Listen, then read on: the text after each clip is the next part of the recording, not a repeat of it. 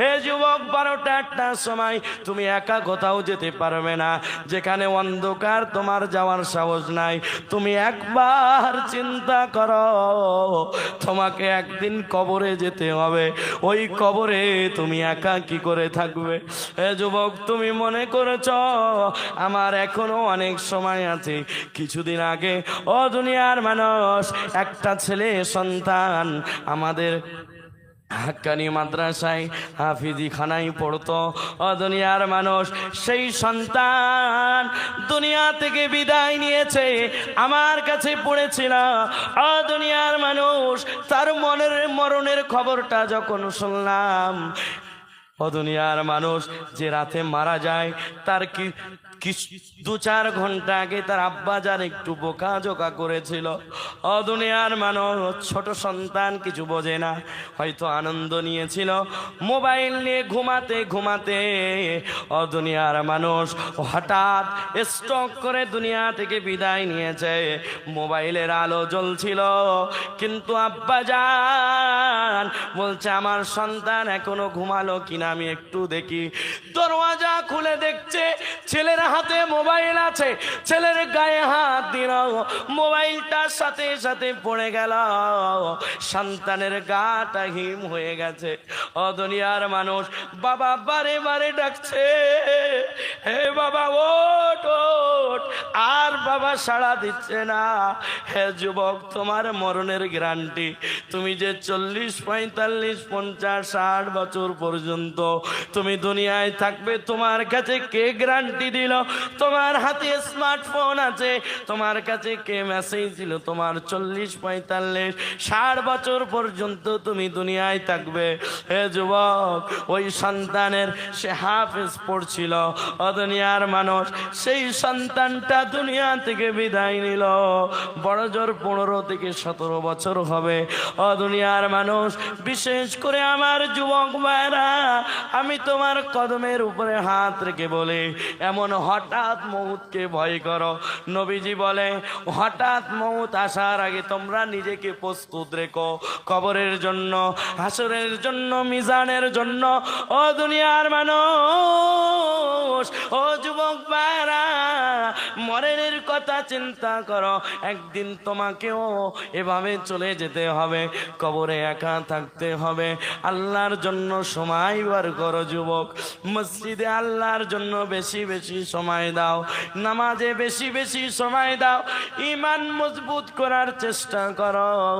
কারণ বন্ধু বান্ধবের জন্য সময় তুমি বার করলে, তোমার বিবির জন্য তুমি সময় বার করলে, তোমার পিতামাতার জন্য সময় তুমি বার করলে, তোমার অফিস, তোমার আদালত, তোমার ব্যবসা, তোমার বাণিজ্য, তোমার সব কিছুর জন্য সময় আছে, তুমি বড় ব্যস্ত।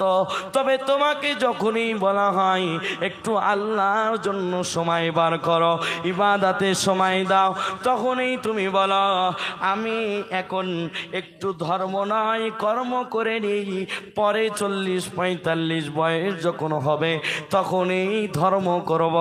ও যুবক, আমি তোমার হাত না ধরে পায়ে ধরে বলছি, নিজের জীবন চরিত্রটা চেঞ্জ করো, এখনই আল্লাহর কাছে তওবা করো, আল্লাহর কাছে, আল্লাহর রাস্তায়, আল্লাহর কাছে তওবা করে আল্লাহর রাস্তায় ফেরত আসো। ও দুনিয়ার মানুষ, আমার আব্বা জানে না, আমার ভাই জানে না, যে কথাটা বলছিলাম একটু গভীর মনোযোগ দিয়ে শুনুন। আমি আপনি উপলব্ধি করতে পারছি না, আংশিক ইসলাম মানছি, আংশিক কোরআন মানছি, না মানলে নয় সেই জন্য মানছি, নামাজ না পড়লে নয় সেই জন্য নামাজ পড়ছি। তবে আমরা যদি প্রকৃতপক্ষে ইসলাম কোরআনটাকে মানতাম, তাহলে আমার আপনার ব্যক্তি জীবন থেকে শুরু করে, পারিবারিক জীবন থেকে শুরু করে, রাষ্ট্রীয় জীবন পর্যন্ত এই কোরআনের বিধি বিধান থাকতো, ঠিক না বেঠি? হে যুবক, তুমি আল্লাহর জন্য সময় বার করতে পারছো না, কেন পারছো না একটু উপলব্ধি করো? তোমার আম্মা জান তোমাকে গর্ভতে যখন রেখেছিল 10 মাস 10 দিন গর্ভে রাখার পরে অতি কষ্ট করার পরে প্রসবের মাধ্যমে তোমাকে দুনিয়ায় আনলো। ও দুনিয়ার মানুষ, আমার আব্বা জানেরা, আমার ভাই জানেরা, ওই মা প্রসব করার পরে সন্তানের চেহারাটা দেখলো, সব কষ্ট সব ব্যথা ভুলে গিয়ে নিজের সন্তানকে বুকে নিতে চায়। ঠিক না বেটি? এ যুবক, একটু উপলব্ধি করো আমার কথাটা। আমি অনুরোধ করে বলে যাচ্ছি, আমার কথাই গরমও পাবে, নরমও পাবে, ভালোবাসাও পাবে। কারণ যেমন কথা, যেমন সমাজ যেমন চলবে সেভাবে কথা বলতে হবে। এ যুবক, ইমানদারের বড় প্রয়োজন। আমি তোমাকেই বলছি, নিজের ইমানটাকে ঠিক করো, সময় মতন নামাজটা পড়ো। ইসলামের জন্য যুবকদের বড় প্রয়োজন। ঠিক না বেঠি? আপনাদের খারাপ লাগছে নাকি? মনোযোগ আছে তো? ও দুনিয়ার মানুষ, একটু মনোযোগ সহকারে শুনুন। আমার আপনার আম্মা কষ্ট করে 2-2.5 বছর দুধ পান করালো, তারপরে ছোট থেকে বড় বানালো, আস্তে আস্তে সব কিছু খেয়াল রাখলো। আমি আপনার কাছে একটা কথা বোঝানোর জন্য এই কথাটা বলছি, একটা মাসালা বলছি, শোনেন। কোন সন্তান যদি পিতা মাতার আগে মারা যায়, ওই সন্তানের পিছু পিছু পিতা যেতে পারে। ও দুনিয়ার মানুষ, অনেক সময় দেখেছি অনেক পিতা নিজের সন্তানের কবরে নামার পরে সন্তানকে কবরে রাখে, সুস্থভাবে কবর থেকে ওঠে। ঠিক না বেঠিক? ও দুনিয়ার মানুষ, আমি আপনার কাছে অনুরোধ করে বলছি, বাবা তো সন্তানকে ভালোবাসে। আমি আপনার কাছে অনুরোধ করে বলছি, আব্বাজান যে নিজের সন্তানটাকে কবরে রাখলো, আব্বাজান রাখলো তো রাখলো কিভাবে? আব্বাজানের কি একটু কষ্ট হলো না? ও দুনিয়ার মানুষ, আব্বাজানকে অর্থাৎ পুরুষকে আল্লাহ রাব্বুল আলামিন এমন ভাবে বানিয়েছে সর্ব জায়গায় নিজেকে মানিয়ে নিতে পারে। ঠিক না ঠিক? নিজেকে গুছিয়ে নিতে পারে। তবে উল্টাটা আপনি দেখুন, যদি কোনো সন্তানের সাথে মায়ের যাওয়ার আদেশ থাকতো আর সন্তানের পিছু পিছু যদি মা গোরস্থানায় যেত, কবরে যদি মা নামতো, আমি আপনার কাছে অনুরোধ করে বলছি, যে মা 10 মাস 10 দিন গর্ভে ধারণ করে রেখেছিল, যে মা 2-2.5 বছর দুধ পান করিয়েছে, ওই মা সন্তানকে কখনো কবরে একা রেখে আসবে না। মা বলবে, আমি আমার সন্তানের সাথে কবরে শুয়ে পড়লাম। ঠিক না বেঠিক? কারণ মায়ের অন্তরে আল্লাহ রাব্বুল আলামিন এত মায়া দিয়েছেন। কারণ মা সন্তানের প্রতি এত মায়া, এত টান, এই টান, এই ভালোবাসা, এই মায়া দুনিয়ার কেউ দেয় নাই, দিয়েছেন কে? ও দুনিয়ার মানুষ, আমি আপনার কাছে কি বোঝানোর জন্য এই কথাটা বলছি, একটু উপলব্ধি করুন। মা 10 মাস 10 দিন ভাড়াটিয়ার মতন নিজের গর্ভে রাখলো, 2-2.5 বছর দুধ পান করালো। ও দুনিয়ার মানুষ, ছোট থেকে একটু লালন পালন করে বড় করলো। মায়ের অন্তরে এত মায়া কেন? মা তো চোখ বানাই নাই, মা তো হাত বানাই নাই, মা শরীরের কোনো অঙ্গ প্রত্যঙ্গ বানাই নাই।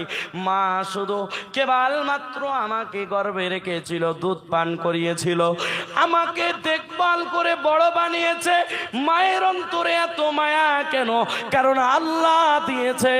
ও দুনিয়ার মানুষ, একটু উপলব্ধি করুন, মা আমার চোখ বানাই নাই, তারপরেও মায়ের অন্তরে আমার জন্য এত মায়া। মা আমার জন্য হাত বানাই নাই, মায়ের অন্তরে আমার জন্য এত মায়া।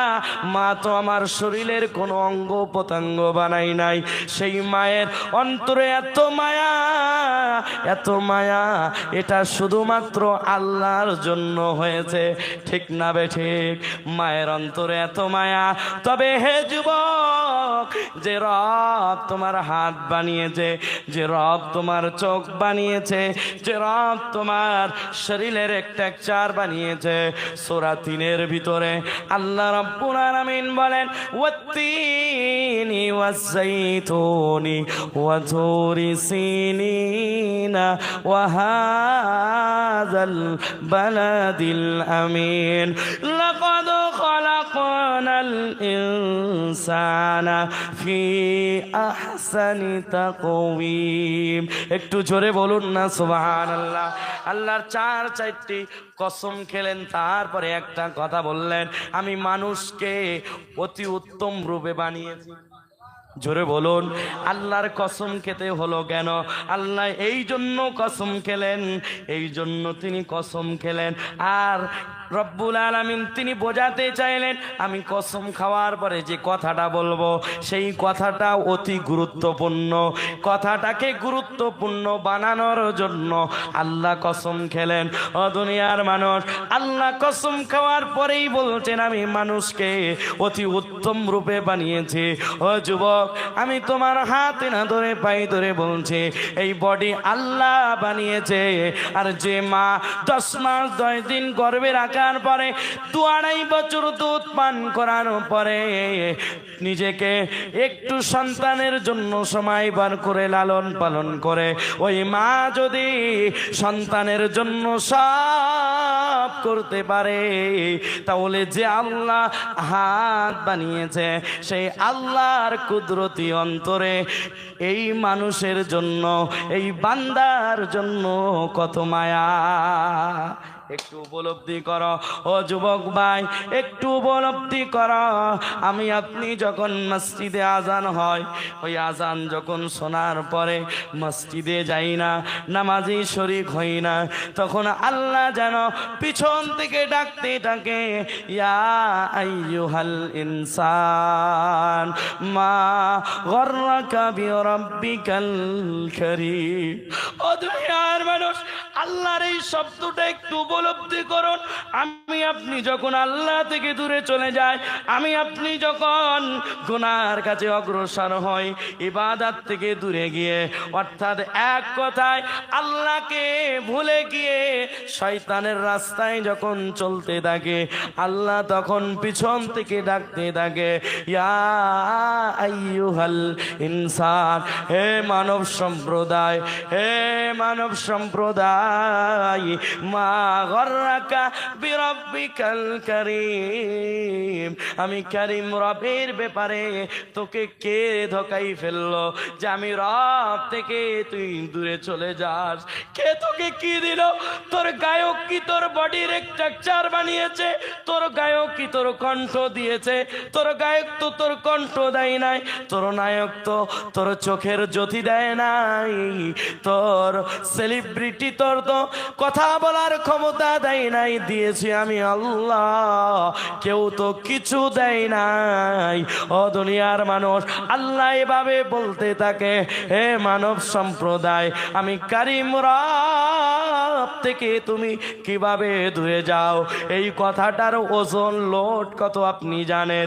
আপনি যদি আল্লাহর উপরে বিশ্বাসী হয়ে থাকেন, আপনি যদি আখিরাতের উপরে বিশ্বাসী হয়ে থাকেন, তাহলে এই ডাকের ওজন আপনি বুঝতে পারবেন।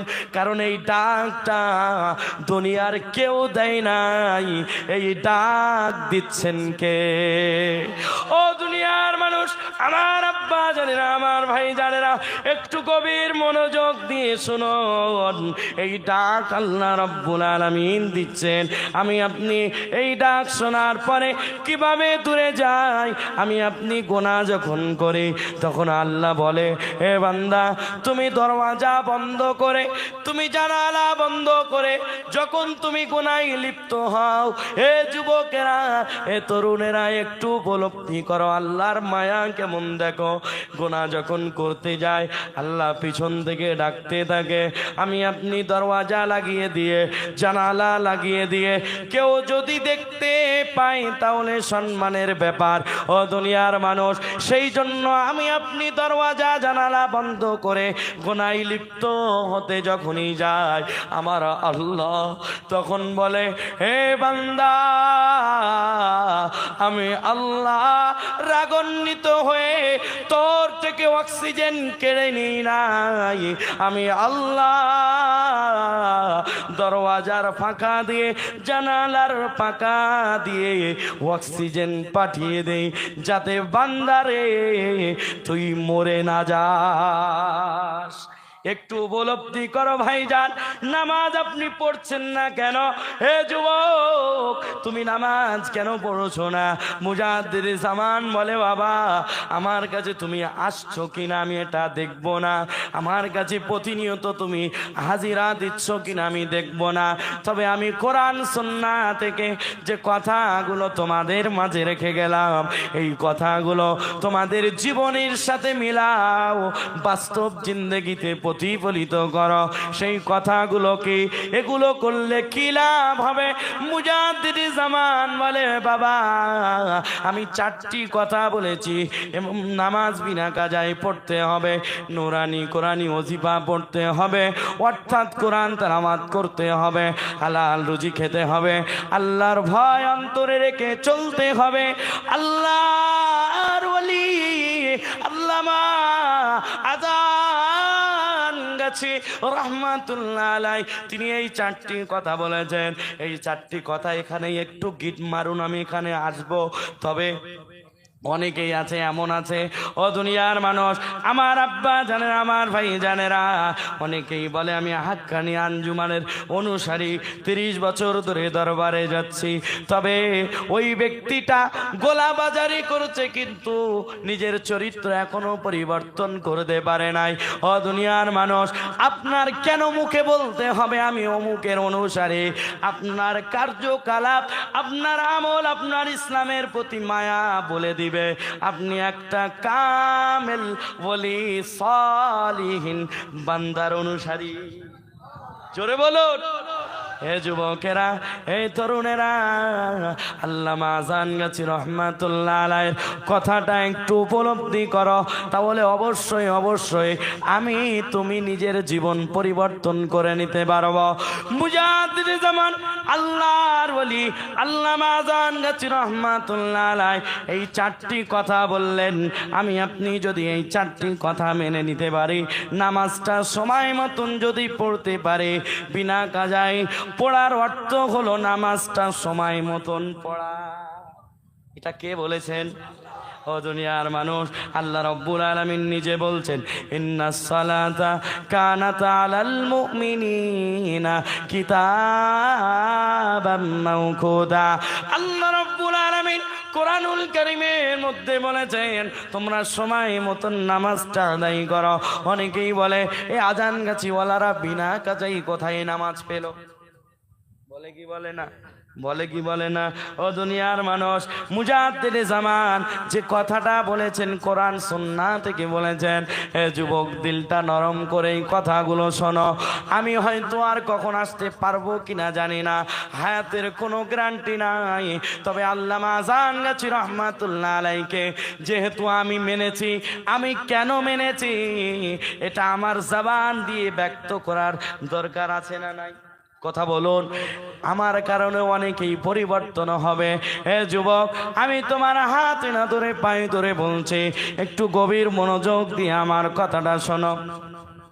মুজাদ্দিদ জামান বিনা কাজাই এই জন্য বলেছেন, কারণ হলো আল্লাহ বলেছেন তোমরা সময় মতন নামাজটা পড়ো। জোরে বলো। ফজরের নামাজ, ফজরে পড়ার অর্থ হলো সময় মতন পড়া, ঠিক না? ঠিক। যদি আপনি ফজরের নামাজটা জোহরে গিয়ে পড়েন তাহলে সময় মতন হলো, এই তো কাজা হলো। ও দুনিয়ার মানুষ, আপনি নামাজটা সময় মতন পড়বে, এর অর্থ হলো আপনি নামাজ বিনা কাজায় আদায় করলেন। জোরে বলুন। ও দুনিয়ার মানুষ, অনেকেই আছে বুঝতে চায় না, বুঝতে চায় না, বোঝাবো কিভাবে? আমার আব্বা জানেরা, আমার ভাই জানেরা, আমি আপনার কাছে অনুরোধ করে বলছি, মুজাদ্দিদ জামান বলে বাবা বিনা কাজাই নামাজ আদায় করো, অর্থাৎ ফজরের নামাজ ফজরের সময় পড়ো, জোহরের নামাজ জোহরের সময় পড়ো, আসরের নামাজ আসরের সময় পড়ো, মাগরিবের নামাজ মাগরিবের সময় পড়ো, ইশার নামাজটা ইশার সময় পড়ো। যদি সময় মতন নামাজটা আদায় করতে পারো তাহলে তুমি আল্লাহর হুকুমটাকে কায়েম করলে, প্রতিষ্ঠিত করলে, এদিক থেকে তুমি বিনা কাজাই নামাজটাও আদায় করে নিলে। ও দুনিয়ার মানুষ, আমার আব্বা জানেরা, আমার ভাই জানেরা, বিনা কাজাই নামাজ বুঝতে পেরেছেন তো? পেরেছেন তো? বিনা কাজাই অর্থ সময় মতন পড়া। কথা বুঝে আসছে? কেউ যদি বলে কাজা নামাজের নিয়ত তো মাসলার কিতাবে অনেক জায়গায় এসেছে, আপনি তখন বলবেন সেখানে শর্ত দেওয়া আছে। কি আছে? শর্ত দেওয়া আছে। আপনি বেহুশ হয়ে গেলেন, আপনার মাথা ঠিক নাই, আপনি কিছু বুঝতে পারছেন না, এই রকম অবস্থায় ওই সময় যদি আপনার দ্বারাই এক ওয়াক্ত অতিবাহিত হয়ে যায়, জোহরের সময় আপনার বেহুশি হলো, আপনার ওই হুঁশ ফিরল আসরের সময়, একটা লম্বা সময় এক ওয়াক্ত অর্থাৎ জোহরের ওয়াক্তটা আপনি বেহুশি হালাতে কাটালেন, এই নামাজটা কাজা করতে হবে। বুঝতে পেরেছেন? বিনা ওজরে বিনা কারণে নামাজ কাজা করা যাবে যাবে? ও দুনিয়ার মানুষ, আমার আব্বা জানেনা, আমার ভাই জানেনা, যদি আখিরাত সুন্দর করতে চায়, কবরে হাসরে মিজানে সর্ব জায়গায় ফুলসিরাতে যদি কাউকে সঙ্গ হিসাবে পেতে চায় তাহলে জেনে রেখে দেন, আমার আপনার আমল, আমার আপনার ঈমান কবরে সঙ্গ দিবে, আমার আপনার ঈমান, আমার আপনার আমল হাসরে মিজানে ফুলসিরাতে সর্ব জায়গায় সঙ্গ দিয়ে আমাকে আপনাকে জান্নাতে নিয়ে যাবে। জোরে বলুন ও দুনিয়ার মানুষ, এই নামাজ যদি আপনি সময় মতন পড়তে পারেন আপনার চরিত্র ভালো হবে। জোরে বলুন, কারণ আল্লাহ নিজে বলছেন ইন্নাস সালাতা তানহা আনিল ফাহশাই ওয়াল মুনকার। যত ফাহশা এবং মুনকার, এক কথায় চূড়ান্ত কথা, যত অন্যায় অশ্লীলতা আছে, আপনি যদি সময় মতন নামাজটা আদায় করতে পারেন আপনার চরিত্র থেকে সব খারাপ কাজ দূরে চলে যাবে। আর আপনি যখন নামাজটা ঠিক মতো আদায় করতে পারবেন তখনই মনে করবেন আপনি পাক্কা মুমিন হয়ে গেছেন। আল্লাহ রাব্বুল আলামিন তিনি এই কথাটাই বোঝাতে চাইলেন, তোমরা যদি আমি রবের জন্য নামাজ আদায় করতে পারো তাহলে অবশ্যই অবশ্যই তোমরা নিজের চরিত্র পরিবর্তন করতে পারবে। ও দুনিয়ার মানুষ, আমার আব্বা জানেরা, আমার ভাই জানেরা, কবরের কথা স্মরণ করে, হাসরের কথা স্মরণ করে, আল্লাহর সামনে যে দাঁড়াতে হবে এই কথাটার কথা স্মরণ করে আমরা একটু নামাজের দিকে, ইবাদতের দিকে সময় দেই। কারণ মরণ যদি চলে আসে, মরণের পরে আর কোনো আল্লাহর কাছে আবদার চলবে না। আল্লাহ ওয়ান চান্স, একবার দুনিয়ায় পাঠাও, ভালো আমল করে আসব। আল্লাহ বলবে না না না, বান্দা দুনিয়ায় সময় দিয়েছিলাম, হায়াত দিয়েছিলাম, বিবেক দিয়েছিলাম, সব কিছু দিয়েছিলাম, আমার কোরআন দিয়েছিলাম, তারপরেও যুগে যুগে আমি আল্লাহ নবী রাসূল পাঠিয়েছিলাম। নবীদের নায়েব ওয়ারাসাতুল আম্বিয়া, নায়েবে নবী, আলেমগণ, মুফতিগণ, মুহাদ্দিসিনগণ, আউলিয়া ইকরামদের যুগে যুগে পাঠিয়েছিলাম যাতে তোমরা নিজেদেরকে পরিবর্তন করে নিতে পারো। এতগুলো উপায় থাকার পরেও তুমি যখন পরিবর্তন নিজেকে করতে পারো না, আজকের যখন তুমি আযাব চোখে দেখলে তখন তুমি আমার কাছে ফরজিয়া আরজ করছো আল্লাহ একবার দুনিয়ায় পাঠাও। আল্লাহ তখন বলবে বান্দারে এটা তোমার মনের কথা না, এটা শুধু কেবল মাত্র আযাব থেকে বাঁচার কৌশল। ঠিক না বেঠিক? কোন সুযোগ হবে না। আমি আপনার কাছে অনুরোধ করব, এই নামাজটাকে, নামাজ যদি আমরা একটু গুরুত্ব সহকারে আদায় করতাম, এই নামাজটা যদি আমরা একটু গুরুত্ব দিতাম, এই নামাজ আমাকে আপনাকে কি শিক্ষা দিচ্ছে যদি আমরা একটু উপলব্ধি করতাম, তাহলে আমাদের উপরে এত বিপর্যয় আসতো না। জোরে বলুন। কারণ এই নামাজ শিক্ষা দেয় ইমাম সাহেব একজন হবে, আর এই নামাজে সকলেই যখন কাতারবদ্ধভাবে দাঁড়াবে, গরিব ফকির, ধনী গরিব ও দুনিয়ার মানুষ, যত ক্ষমতাশীল ব্যক্তি থাকুক না কেন, যত ধনাত্মক ব্যক্তি থাকুক না কেন, একটা রিক্সাওয়ালার পাশে দাঁড়াতে হবে। ঠিক না ঠিক কথা বলুন। এই নামাজ কি শিক্ষা দিচ্ছে আমাদের? এই নামাজ শিক্ষা দিচ্ছে একটা অসহায়ের পাশে দাঁড়াও। এই নামাজ শিক্ষা দিচ্ছে তোমরা একতা হও। এই নামাজ শিক্ষা দিচ্ছে একটা গরিব অসহায় তার পাশে দাঁড়াও। এই নামাজ শিক্ষা দিচ্ছে তোমরা একতা হয়ে থাকো, একটা লিডারের কথা মেনে চলো, তোমরা একই গন্তব্য নিয়ে থাকো। এই নামাজ আমাকে আপনাকে এক হওয়ার শিক্ষা দিচ্ছে।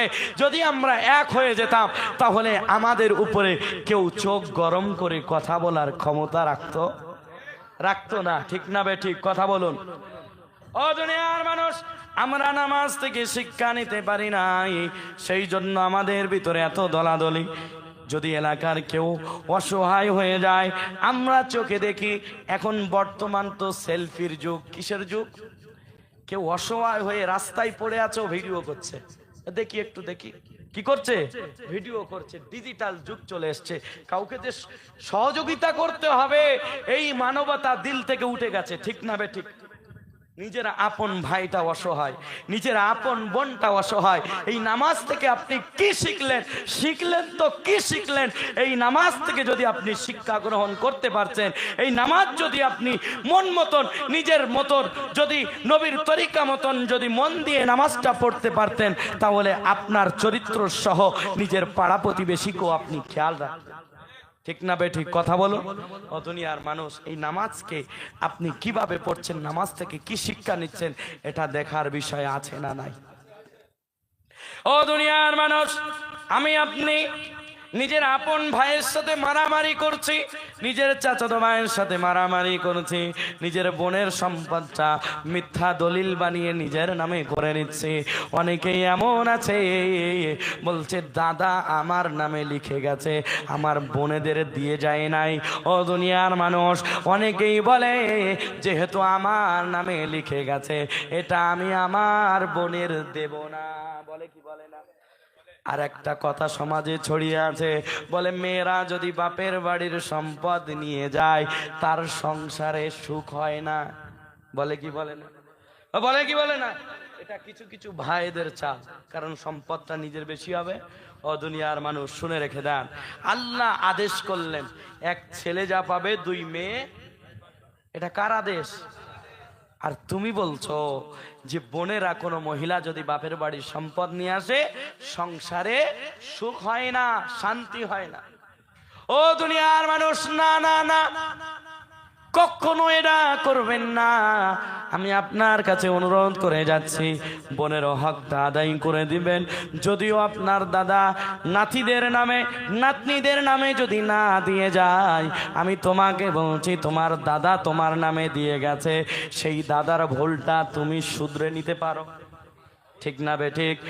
বাবা দিয়ে যায় নাই, ভুল করে হজে যাচ্ছে, হজে যাওয়ার আগে 4-5টা মেয়েদেরকে ডাকার পরে মেয়েদেরকে বলছে, মারে আমি তো হজে যাচ্ছি, আমার যত সম্পদ ছিল, রাস্তার কাছে জমি ছিল, দোকান পোশারি ছিল, সব ভাইদের নামে দিয়ে গেলাম। ও মা, তোমাদের জন্য বাইতুল্লাহ গিয়ে দোয়া করে দেব। আচ্ছা বলেন, এই হাজী সাহেবের হজ কবুল হবে? হবে? ও দুনিয়ার মানুষ, আপনি লম্বা দাড়ি রাখুন, জুব্বা পরুন, আপনার মাথায় যদি পাকড়িও থাকে, আপনার মাথায় টুপিও যদি থাকে, আপনি যদি নিজের বেটির সম্পদ মেরে ছেলের নামে লিখে দেন, জেনে রেখে দেন, এই হক মারার কারণে আল্লাহ আপনাকে জান্নাত দিবে না। আল্লাহ বলবে, হাজী সাহেব দূর হ, বাইতুল্লাহ কেন আমার কাছে হাজারো বছর বছর যদি সেজদায় নত হয়ে দোয়া কবুল করো, তো আমি তোমার দোয়া কবুল করব না, কারণ তুমি তোমার বেটির হক মেরে দিয়েছ। ঠিক না বেঠিক? ও দুনিয়ার মানুষ, কিভাবে শুধরে নেব?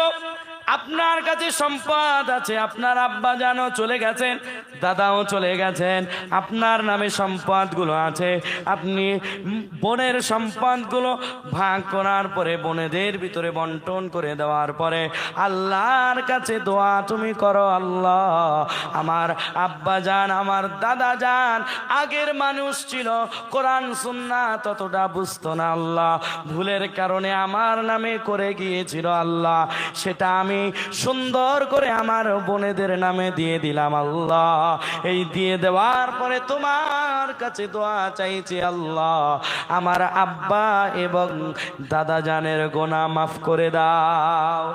ক্ষমা করবে কি করবে না? সুযোগ আছে। আর আপনি যদি না করেন, আমার দাদা দিয়ে গেছে, আমি কি করব? আমার দাদা ভুল করে গেছে। তবে শুনে রেখে দেন, দাদা তো মার খাচ্ছে, বাবাও খাচ্ছে, তুমিও যদি বোনের হক বুঝে না দাও, তুমিও মার খাওয়ার জন্য প্রস্তুত হও। কথা বলুন। আজ এক বিগত এক হাত জমির জন্য মারামারি, কেস কাচারি। গদ্দিনাসিন হুজুর কিবলা হাফিজাহুল্লাহ তিনি বলেন, বাবা খবরদার খবরদার, জমি জায়গার জন্য কেস কাচারি করবে না, কারণ তুমি যদি করে যাও কেস এত মারাত্মক, তোমার সন্তানকেও টানতে হবে। অল্প জায়গার জন্য এত বাড়াবাড়ি করো না, নিজেদের মধ্যে বসাবসি করে সেটা মিটিয়ে নাও। আর সে যদি এক বিগত এক হাত জমি নিয়ে খুশি হয়, তুমি ছেড়ে দাও, আল্লাহ জান্নাতে তোমার জন্য জায়গা করে দিবে। আমার আমার আমার আমার গাড়ি আমার বাড়ি সব তো করলাম আমার আমার, কিন্তু দাদাও করেছিল আমার বাড়ি আমার সম্পদ, দাদা চলে গেছে কবরে, বাবা করেছিল আমার বাড়ি আমার সম্পদ, আমার ছেলে আমার মেয়ে, বাবাও তো চলে গেছে, বাড়ি নিয়ে যেতে পারে নাই। ঠিক না বেঠিক? ও দুনিয়ার মানুষ, উপলব্ধি করুন নামাজ আমাকে আপনাকে কি শিক্ষা দিচ্ছে। নামাজ অসহায়ের পাশে দাঁড়ানোর জন্য শিক্ষা দিচ্ছে। নামাজ শিক্ষা দেয় গরিব ধনীর পাশে দাঁড়াবে, ধনী গরিবের পাশে দাঁড়াবে। ও দুনিয়ার মানুষ, এই সিস্টেমটা যদি এলাকা ভিত্তিক চালু হয়ে যায়, তাহলে এলাকার মধ্যে শান্তি আর শান্তির হাওয়া বর্ষণ হবে। জোরে বলো।